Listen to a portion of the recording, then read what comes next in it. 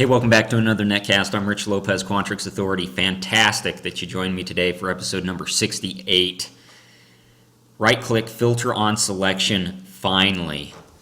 Today, I celebrate Quantrix 5.3.7 release. It came out on October 30th, and Ben Wake, the developer of Quantrix, heard my pleas, heard my cries at Seminar by the Sea this year, and he developed and put into this latest release of Quantrix probably the coolest feature in Quantrix for a hardcore analyst since, I don't even know, since like Timeline, maybe even since the inception. And what he threw in there, if you look at your release notes, is it's kind of jammed here in the middle, and I think this ought to be at the top. It says you can now select a range of cells in a single column and filter on the values in those cells using right-click filter on selection. This is awesome.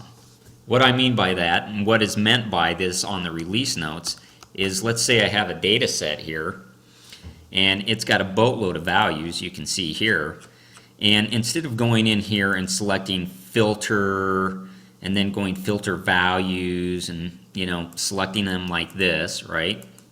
Or going into something like this and going filter and then going filter custom and change equal to some logical expression or something. What I can now do with my right-click menu is say I want driver's wages, right? I can just right-click here, and after I make my selection, I click Filter on Selection. Again, this is new in 5.3.7, which came out on October 30th. And bam, once I do that, everything is just driver's wages. I mean, that is awesome. I've been asking for this type of functionality forever. Now, granted, it's not quite all the way there yet, but I think this is a step in the right direction, and I'm thankful that Quantrix is listening to users on how to improve their software. So again, right-click filter on selection is fantastic. So again, if I have a wider selection, say I have 260 and 160 on this element 4 that I want to filter on selection, bam, it just shows me the 160s and the 260s. As you can see there, it keeps my filters here. I just don't even know what to say. Kudos to Ben Wake for putting that in 5.37. Kudos to Mike Salisbury, Brian Cabana for allowing that to happen. Just continue to improve filtering in Quantrix Modeler, and you'll always put a smile on my face.